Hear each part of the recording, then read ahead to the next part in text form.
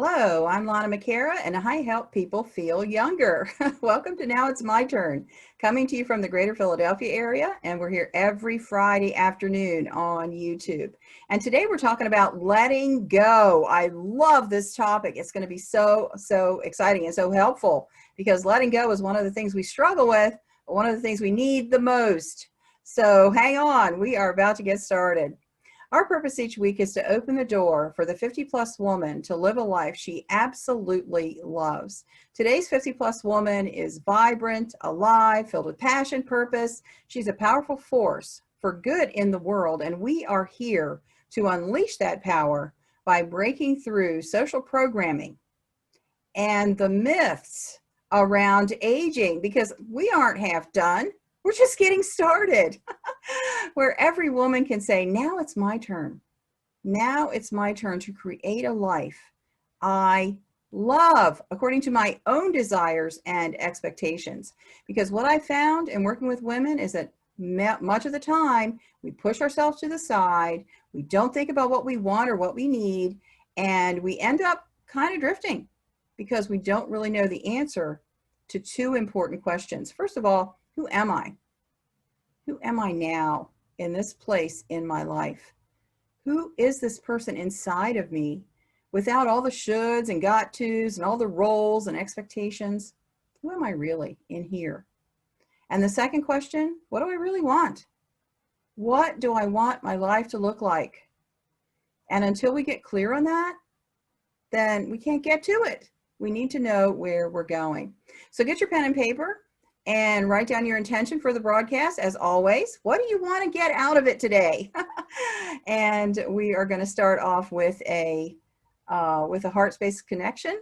Don't forget to subscribe, like, and comment below. And let's start off with our meditation. So just get comfortable in your chair, take a deep breath, and feel the chair around you. Feel your feet on the floor. And let your heart fill with love. Just let your heart swell and fill with love. Just filling up your chest, that warm, beautiful feeling of loving energy, just swelling out of your heart until it just fills up your chest. And then let it expand and go from the top of your head all the way down to the bottoms of your feet.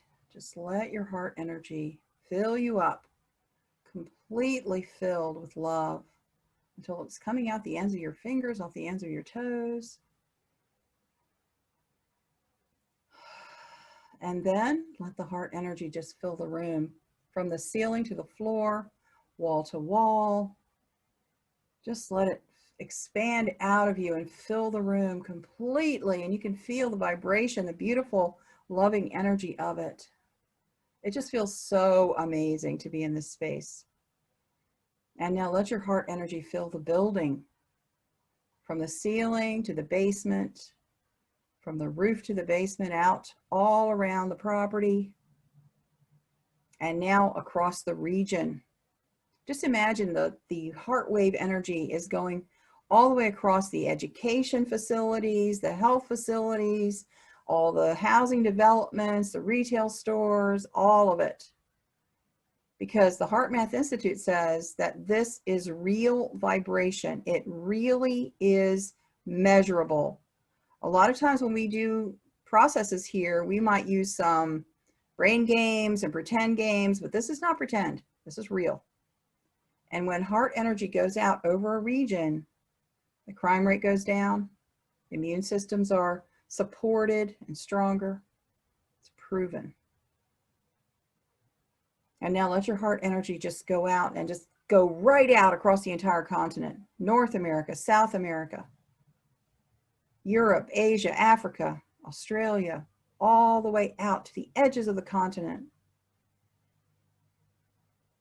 And as we do this, our heart energy crosses with other people watching. Even if you're watching in the replay, that's okay, because we're all in the now. And your heart energy crosses with mine, and mine crosses with someone else's. And as we cross, we join. And so the healing for one becomes the healing for all. And we are better together than we are alone. And you can feel that connection.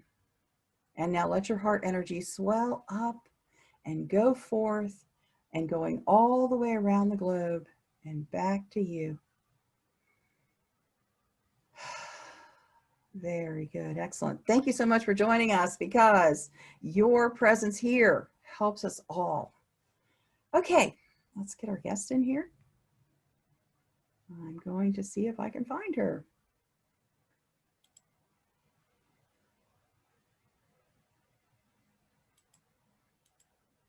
Okay, Stephanie, where are you?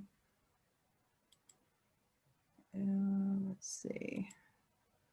There we go.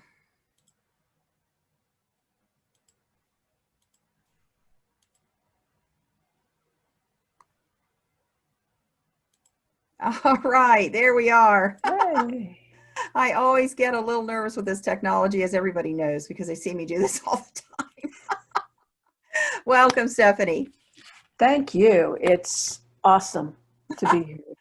I am excited, as you can tell. I'm real excited today. This is a topic, and you are one of my favorite people, so we're going to really have a great show. Stephanie McAuliffe is an illuminator. As a master healer, she sees with laser-like focus that which you haven't been able to see. She provides a portal to release at the root the energies you're ready to let go of, body, mind, and spirit. She deeply understands the impact of trauma held within the body and the importance to our vitality to clear it and heal it. She specializes in working with the hard scrabble and deeply ingrained energies, energy that is many times generational, just as hers were. After leaving a 27-year career on Wall Street, her mission is to guide humanity to the powerful magic of sitting in the open question, inspiring us to connect more deeply with our heart's calling, moving beyond the stories that hold us back and step into our own path as she shines a light on her own. Welcome. Thank you. Wow, what a wonderful message of hope for all of us, because just like you, I came through a difficult time, coming up. And so let's talk about the three components that you talk about in your message. What are those three components? The three components are trust, forgiveness, and grace. Wow. Okay. Yeah. So let's unpack that a little bit. What is it about trust, first of all? We can only trust others as much as we trust ourselves. And stepping into our own healing work means that we're trusting ourselves to go on this journey. And I like to think of it as the heroine's journey rather than the hero's journey, because it's very different for women.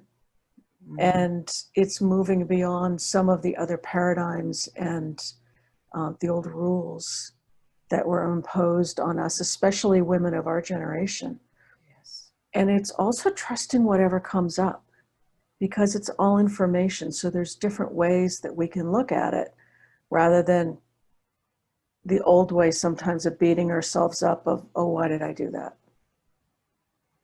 Yes, I really feel that. And I love what you say, the heroine's journey, because I've never heard that. I've always heard about the hero's journey, right? From the bad stuff to making the breakthrough, getting to the good stuff. But one of the things that I think with trust, which I had to deal with, and I know a lot of people did, I was afraid to start the journey. I was afraid it would break me. I was afraid that my burdens were so heavy that if I started to let go, of the control that I had, like white knuckled around, that I wouldn't be able to handle it, that it would be too much and it would overwhelm me. Yeah. I was in that same space for a long time. And what I've been reminded of is spirit, God, the universe, whatever you want to call it, will never give us more than we can handle. And you've already survived the trauma that you lived. So it's asking yourself, am I really ready? Do I want to continue to live with that old story? Or do I want to step into something new? And with healing, there is some stickiness. It can be hard sometimes. But then once you're through it and you're done. And then there's an incredible freedom that comes with that. Yeah. Right. Once you've cleared it and worked with it, there's no going back. You don't need to go back because you're done. And this is where we can, take the energy of those old stories and clearing it. And that's why we talk about healing body, mind, and spirit, because we do internalize a lot of energy. And epigenetics and Bruce Lipton's work, because they've been talking about this for decades. And science is finally coming around to those of us who are energy healers, what we already know. And it's releasing that energy. Yeah. Because every single person on this planet has dealt with some form of trauma or another. So it's making that choice to say, yes, I want something different for myself because I'm tired of telling the old story. Yeah. Can I tell you a story about go-go boots? Absolutely. You remember those old go-go boots they used to have back in the 70s, I guess, or so? Yeah. They were white boots up to the knee with a zipper that went all the way from the bottom to the top, and they were patent leather, shiny white go-go boots. And when I went into this healing process, I went to a healing weekend, small group weekend, with 4 people and my coach, Jeff Lawton, which I love Jeff. He's been on the show a couple times. And there was someone there, I'm coming forward with all this stuff about child abuse and molestation and all this heavy stuff, right? And there was this woman there with us, and I love her. She has been a friend of mine ever since. She's such a dear person. Tormented, totally tormented. And in my mind, I was thinking she must have had something horrible happen to her to have her be so insecure and so racked as she is. And then when it came her time to share, she told the story about these go-go boots. She had received go-go boots for her birthday. And she'd wanted them so bad, and she got them, and she was so excited. But the first time she put them on, the zippers broke and locked, and they had to cut her out of them because they couldn't get the zipper down on both of them. And her go-go boots were ruined. Mm-hmm. And she wanted her parents to buy her another pair. And they said, they're trash. They don't work. We're not going to buy another pair. This is pointless. But because she didn't get that second pair, she had built a story that her parents didn't love her, that she had been abandoned. And this whole core of this insecurity and this torment that she was in was over those go-go boots. And it was such an eye-opener for me because I couldn't comprehend. First of all, she had a birthday party. She got a birthday present. I could never have said that in my whole growing up years. But with that story came a big light went on. It doesn't matter what the topic is. What matters is the meaning we assign to it. I'm getting chills right now. Mm-hmm. So when people say my story's bigger than your story, I've heard that a lot of times. Oh, my story's bigger than your story. Let's knuckle up and see who's got the biggest pain. After being in that room with this person that was so miserable, I have completely taken away the idea that one person has more pain than the other, because our brain, our beingness will assign the level of pain. It doesn't matter how we match up. We're still in pain. We are. Yes. And this is, if you follow A Course in Miracles, one of the initial lessons is everything has the meaning you give to it. Yes. And this is, you're absolutely right. There is no comparison. I mean, yes, I went through sexual abuse and I abused drugs and alcohol and I married 2 alcoholics and blah, blah, blah, blah. Yeah. Not to say blah, but that's, yes, I've healed it. But I was very attached to my stories for many, many years. and they defined me and how I lived in the world and how hard I pushed on Wall Street to prove that I was worthy.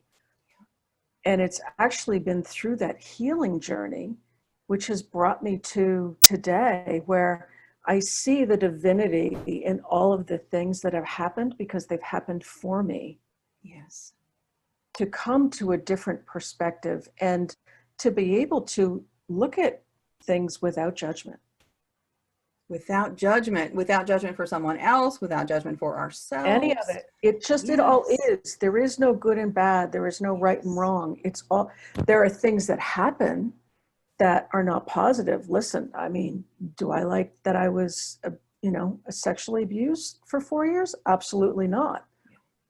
But in the coming back to myself and of trusting myself and of finding my voice and of now being able to help people through the healing journey and to create space for them without judging any of it, whether it's go-go boots or whatever. Yes. It's personal to you. And this is where we're not honored for our uniqueness.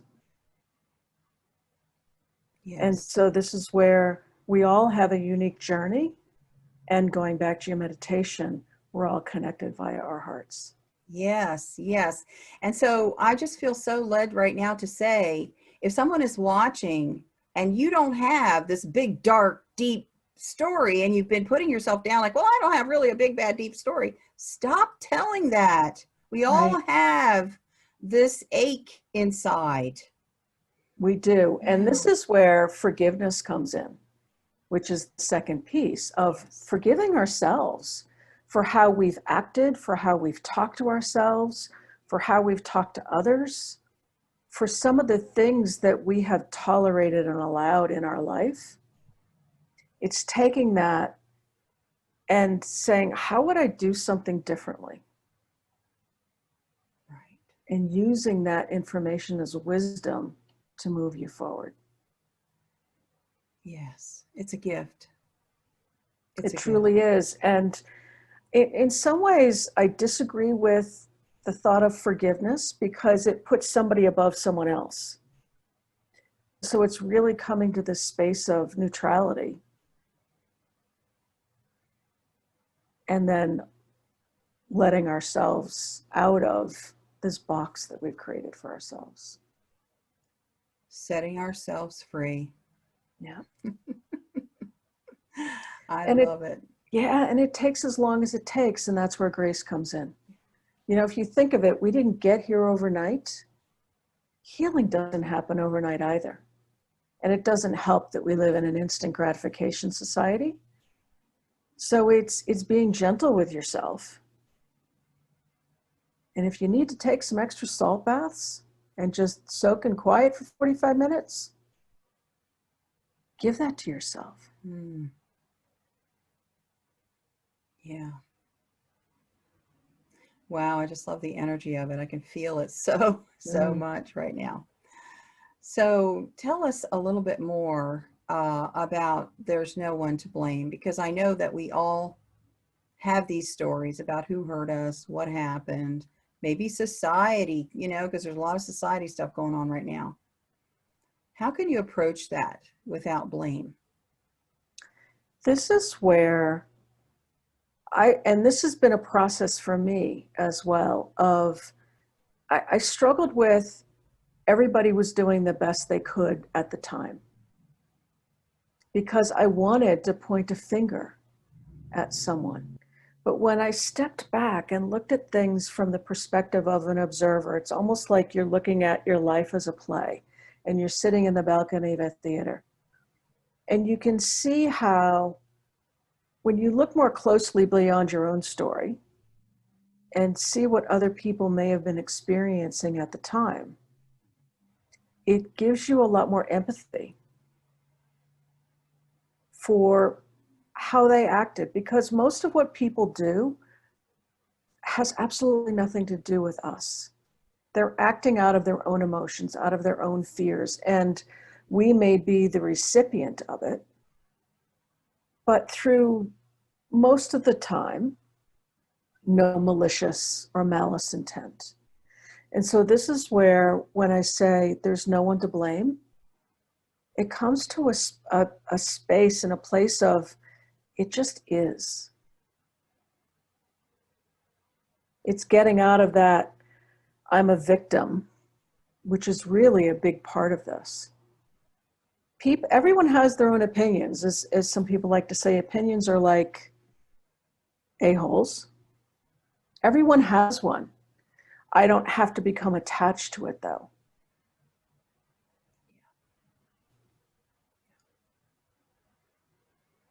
So how would you approach forgiving yourself if maybe you've hurt someone or done some things in the past that you didn't, weren't the best maybe for other people? How would you go about that piece of forgiveness? That's a really tough one.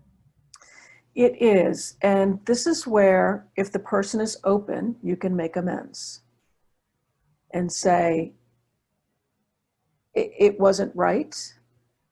This is where I was. This is where I am now. And it's not just saying I'm sorry. It's saying I'm sorry because I understand how this hurt you. So it's seeing the person in a little bit of a different way. Sometimes the person is not open. And this is where you can write a letter that will never be sent. Mm. I once wrote a 30-page letter to my ex-husband. He wasn't available in multiple ways to have that conversation. Mm. And this is where you can also write a letter to your younger self, because we've hurt ourselves as well. And sometimes when you've made amends to a person and they don't accept it, that's not your responsibility. If you are truly speaking from your heart, and I had that situation this year. I made an amends to someone very close to me. Their anger was triggered, but their anger isn't mine. Mm. So I sat and I listened. And I said, that was not my intent. And some of this goes back to being kids. So we do what we can. And then again, this is another part of letting go, because the other person doesn't have to be in agreement. Right. Wow. Those both of those about writing a letter that never is mailed to yourself as a younger person. Yeah. Wow, that's so powerful. And then also write a letter as if your younger self is writing it to you. And you don't have to keep these. This is where you can tear it up into a million little pieces or find a safe place to burn it. And there's something, first of all, incredibly cathartic about putting pen to paper. Yeah. But then also to watch all of that energy turn into smoke and dust. There's just, it's incredibly powerful every single time I do it. And I do it with clients, and I've done it on retreats as well. Mm-hmm. And then to have the collective energy of everyone's intentions of what they're releasing all go up together, it's pretty magical. Yeah. Wow. I can feel Yeah. that too. I know of a friend who lives near the beach, and when she wants to do that, she'll go out to the beach, dig a hole in the sand, and make a little fire in the hole. Mm-hmm. Fire in the hole. And we need to be especially careful Mm-hmm. now because of the time of year and just all the fires. So Mm-hmm. Yeah. it's making sure it's safe. Right. And so this is where, if you need to just tear it up into hundreds Yeah. of little pieces, you can do it as well. But it's not to hang on. Part of it is it's the multi-step release of the energy and that act of writing. And it's not on a computer. It is pen to paper, stream of consciousness writing. Gets that energy out of you. Mm-hmm. Yes, I am a big believer in writing with pen on paper, and I've got so many journals. There is Mm-hmm. something about it, even planning, even thinking out loud, basically, with the pen on the paper is huge. There's a kinesthetic connection between your hand, your brain, and Yeah, and it's a shame now that in schools they're not teaching kids script. Yeah. And so the kids now in school are losing that connection and that release, because what it really is it's a release. Mm-hmm. Yes. Yes, indeed. Yeah. Wow. Wow, this has been amazing. I mean, we've just been here for a couple minutes and I've already feel like, wow, this is life-changing stuff. I want to write a letter to my younger self. I'm going to do that because I feel, inside I just resonated with that so much. That poor girl. She was Yeah. trying so hard to do the right thing. Yeah. Well, exactly. And so this gives her an opportunity to speak. Yes. Yes. Yeah. Wow. So if you're taking notes with your pen and paper, which I always say, get your pen and paper, write down some things to spark your memory or get you going on this right now. Yeah. And I'd love to hear how this resonates with people. Mm-hmm. And this is where it's trusting whatever comes up needs to come up. Yeah. Don't think about what you're writing. Just allow the words to just flow, because that is that's what's been waiting to be heard. Yes. Yes. It's not a time for editing Mm-hmm. or controlling anything. Yeah. Yeah. Very good. So you have a favorite quote. It's your greatest fear is the key to your freedom. And I'd love to hear you talk a little bit about that, because fear seems to me to be a pretty difficult thing. It is, and we can think of fear as false expectations appearing real. Mm. I like it as feel everything and rise. Wow. So this is, if I fear speaking, it's because there's some reason where I didn't feel safe to speak. And that was a big one for me for many, many years. It wasn't safe to speak for multiple reasons. And so by starting to speak out, so this is just an example, you work beyond your fear because you see that it is safe. And if the other person doesn't understand what it is that you're saying, again, that's not your responsibility. That's them working through their own stuff. And Yes. so your biggest fear is the key to your freedom. What do you fear the most? And then can you take one small step every single day or a couple of days a week to move you beyond it? And then this too is where you can journal about, what am I really afraid of? Yeah. Because you may see it's the old energy from childhood. It may be old go-go boots. Yeah. And of not feeling supported. So how can you support yourself? Wow, I had to write that down. I wasn't distracted. I was taking notes. So really it's about giving ourselves what it is that we most want. Yeah. And letting go of the expectations of anybody else giving it to us. And so that woman you talk about, go out and buy yourself a pair of go-go boots now. Yeah. Give yourself what it is that you want. Right. Yes, because truly, we're the only ones who really can. Right. If we want validation and we feel like we don't have it, the only person who can validate us is ourselves, because other people can pour validation into us and we don't really receive it. We don't really get it until we can give it to ourselves. Right. Yeah. Yeah. Very, very good. Wow. Yeah. Stephanie, what amazing, amazing time this is. Oh my goodness. So tell us how to get more from you.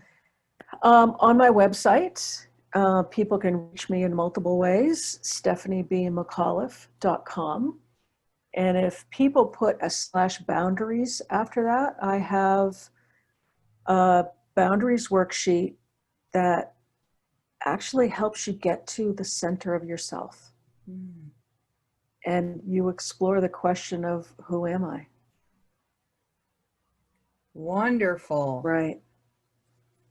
Wow. Who am I is such a powerful question, and it has so many aspects and facets, and we're continually exploring that. Even if we've done a lot of work already, Mm-hmm. there's always more to understand. So yeah. Always. And it's getting past the what am I, because that's where labels are Yes. of, I'm ex Wall Street, I'm blonde, I'm 5'1", I'm 58, Mm-hmm. we can come up with a gazillion things to put on the list. Yeah. Who at the core of yourself are you? Yes. Beautifully, beautifully said. Yeah. Thank you so much for being with us today. Thank This you. has been amazing. Thank you. Has been. Thank you. Bye now. Bye. Wow, wasn't that amazing? I feel like I've been in a session, to be honest. I have this wonderful feeling in my heart. It was just so incredible. So let's do a couple of announcements, and then I have a really good process for helping to release some of these thought constructs that we have that hold us back. And so, first of all, my new ebook, Never Date a Narcissist Again. Go over and find it on Amazon, Never Date a Narcissist Again. It's $2.99, I think, $2.99. A lot of checklists about how you can avoid getting involved with a narcissist if you've had, a problem with attracting narcissists into your life. We are about to launch the new Unstoppable You Summit tomorrow. It's coming up. And the link for that, I'm going to put it in the comments down below, is tiny, Tiny, URL.com, tinyurl.com, and / new unstoppable you. And that'll take you into the summit registration page. 12 amazing speakers, and that is completely and absolutely free of charge. So go over and take a look. Clicking that link will take you in, and you can see the roster of the lineup and so forth, and more about it. So I would love to have you join us. We are in a Facebook group with that summit, and it's a lot of lively people and a lot of good information over there. If you haven't joined the Facebook group for Now It's My Turn yet, go to nowitsmyturn.com and join us over there, and then we can interact. You can ask your questions, and we can stay in touch over there. Okay, so today we're going to be talking about overlays. That overlays is a word that I use. It's an overlay is a thought construction. It's more than one thought. It is a frame of thinking. It is an actual construction. And to my in my metaphor that I use, it's like a spider web. You have all these little thoughts, and they connect together to make this big web. And that whole web, it just like holds you down. It's like wrapping around you and holding your back. And these are some thought constructions that really do keep us down. And it seems like when we are doing work that we can't quite get them, because we might ping off one strand or another strand, but actually it's a whole spider web of construct that is in play here. And it takes a little bit of a different approach to releasing that. And so we're going to do a little process today to help you with that. And so when you're ready to release these thought constructs, you can let them go. It's a lot easier than you think. And so let's just take a moment, take a deep breath. Again, let's go back into our space, like the heart space connection, and just breathe and feel your heart space swell. Go right back into that place, that beautiful place. And relax your face. Relax your mind. Let everything go and come into awareness of just where we are together in this place right now. That's right. Relax your hands, relax your feet, relax your right arm, relax your left arm, relax your right leg, relax your left leg. Take a deep breath. Hold, hold, hold, and then let it all out. And if there are any nagging thoughts in your mind right now, just let them go for one little moment right now. And just imagine with me for a moment that you are an astronaut and you're in a spaceship. And you feel so perfectly safe and you feel so awestruck to look out the window, see the stars, see the curve of the earth. You feel so amazed and so connected to all that is in this space. And you're looking out the blackness of space. You see the earth and the curve of the earth far away, glowing like a blue-green marble in the distance. And in a moment, when you're ready, you just put on your spacesuit, which really is only like a pair of goggles with a snorkel. Because we're imagining we don't have to suit up like we would normally do. You're going to be perfectly safe when you step outside. So you go to the door, you unlock the door, unwind it, turn it open, step into the chamber, lock that door behind you on the spaceship, and then out you go. Out you go into space, perfectly safe. You can breathe out here. So wonderful. And you have a little tether that's holding you to the spaceship so you don't get lost. And as you're out there, you see this golden line, and you just go over and you land right in the middle of that line.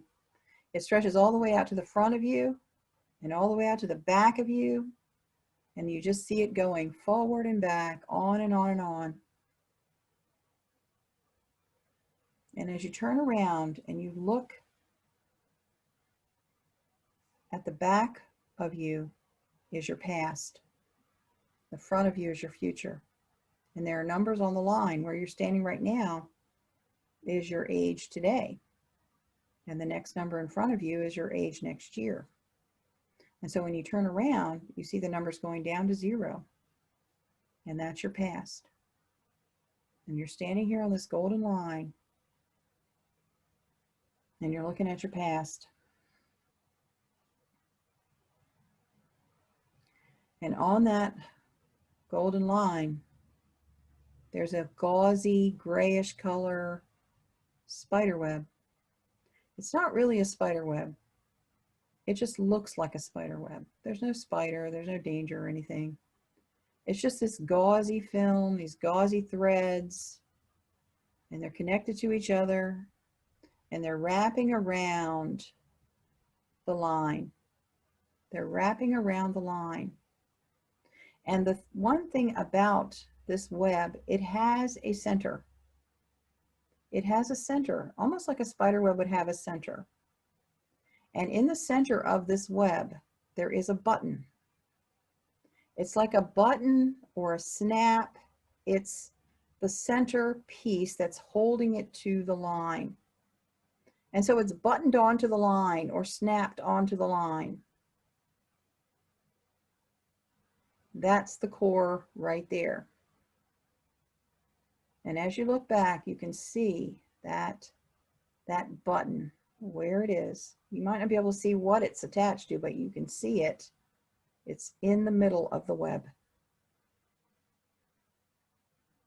And so now in your backpack, you have a Harry Potter wand, a magic wand that you can use right now in our imagination.